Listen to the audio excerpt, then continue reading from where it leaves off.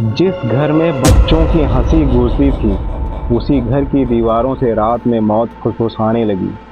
आज की कहानी है द कंज्यूरिंग 2 2016 की।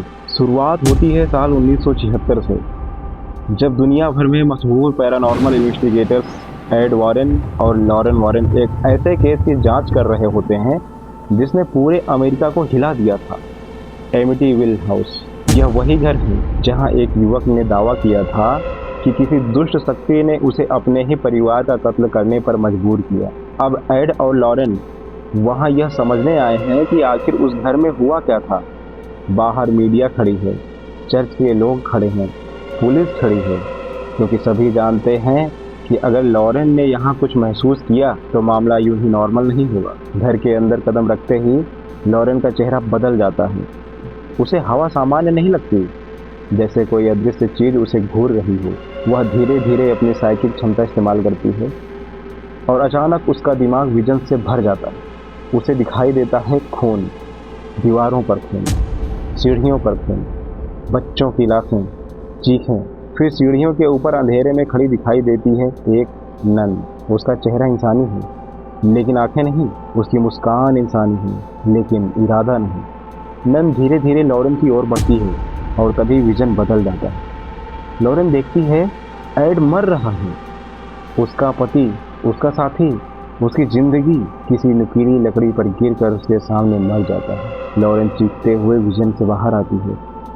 वह कांप रही है क्योंकि पहली बार उसे महसूस हुआ कि अगला शिकार उसका अपना परिवार हो सकता है। और उसी पल वह तय कर लेती है अब वह इन्वेस्टिगेशंस बंद नहीं करेंगे। आप देख रहे हैं मूवीज इन हिंदी एक्सप्रेस। लेकिन असली खेल अभी शुरू भी नहीं हुआ था।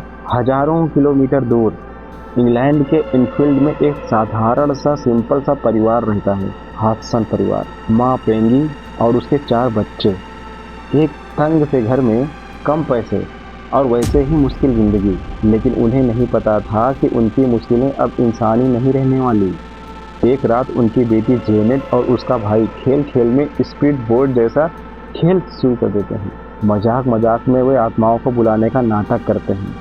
सब हंसते हैं, किसी को कुछ अजीब ही नहीं लगता।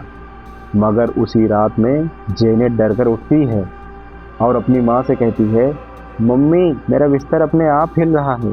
पेगी को लगता है बच्ची सपना देखकर डरी हुई है, लेकिन अगले ही सेकंड बिस्तर सचमुच जमीन पर घिसटने लगता है। लेकिन कमरे में रखी हुई अलमारी अपने आप हिलने लगती है। दीवारों से धमाके की आवाज़ आने लगती है। दरवाजे ऐसे बंद होते हैं जैसे किसी ने जोर से पटके हुए हों। पूरा परिवार दहशत में बाहर भागने लगता है, लेकिन वह घर उन्हें जाने ही नहीं देता। और अगले कुछ दिनों में चीज़ें और भयावह होने लगती हैं। रात को नीचे से आवाज़ें आती हैं, खाली कमरों में किसी के चलने की आवाज़ आती है, दीवारों पे खरोचने की आवाज़ आती है, बच्चों के खिलौने अपने आप चलने लगते हैं।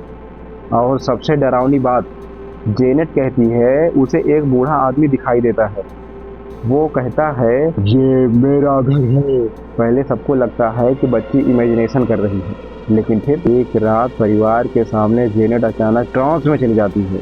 उसकी आंखें बदल जाती हैं, चेहरा ढीला पड़ जाता है और उसके मुंह से निकलती है एक बूढ़े आदमी की भारी आवाज, तुम सब मेरे घर से निकल जाओ।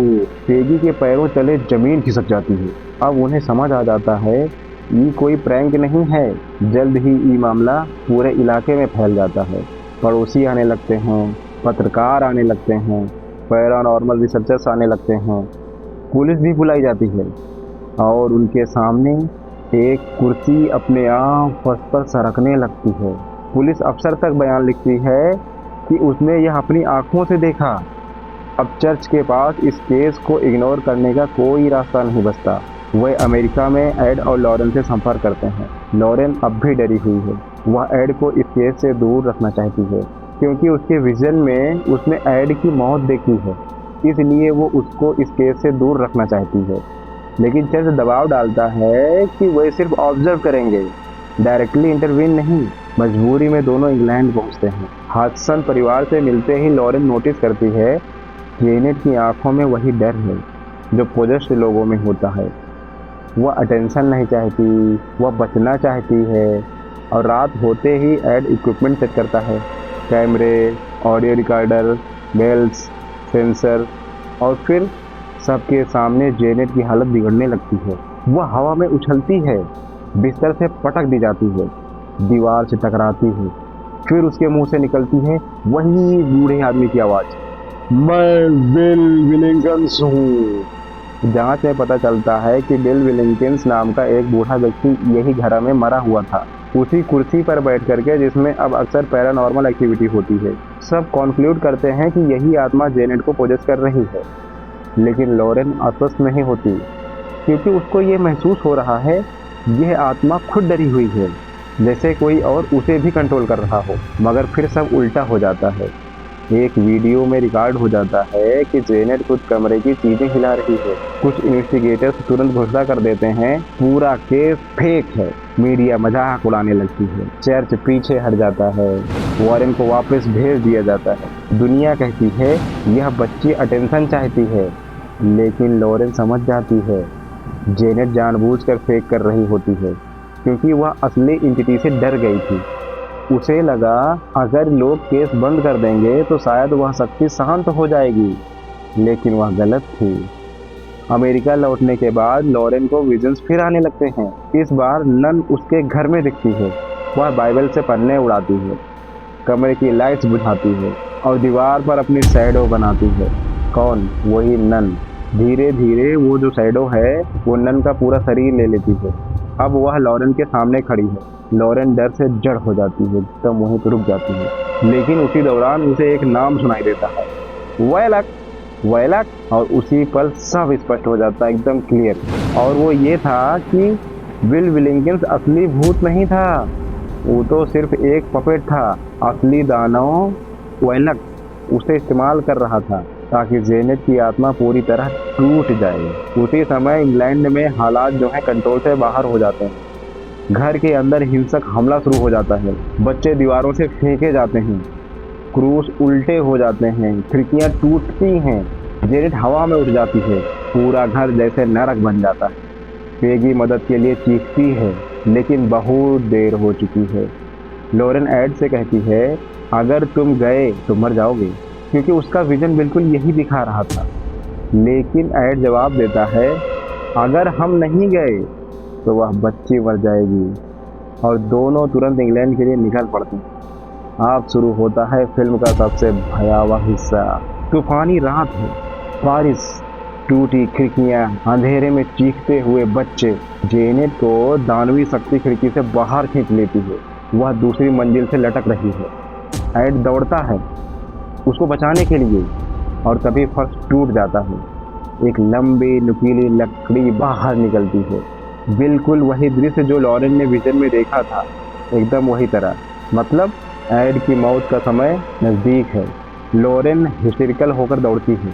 उसी समय वैलक अपने नल रूप में सामने आता है। पूरा कमरा उसकी प्रेजेंस से एकदम भर जाता है। और फिर लॉरेन पूरी ताकत से चिल्लाती है, वैलक! वो ससुरा रुक जाता है। लॉरेन उसका नाम बार बार पुकारती है, क्योंकि डेमोनोलॉजी के अनुसार इस तरह के किसी दानव का असली नाम जान लेना उसके ऊपर शक्ति पा लेना जैसा होता है। वैलक चीखने लगता है, उसका चेहरा फटने लगता है, दीवारें कांपने लगती हैं। वह पीछे धकेला जाता है, खिड़की से, अंधेरे में, और नरक जैसे शून्य में गायब हो जाता है। उसी समय सब शांत, घर बिल्कुल एकदम स्थिर हो जाता है। हवा रुक जाती है, जेनेट गिरने से बच जाती है, एड भी बच जाता है।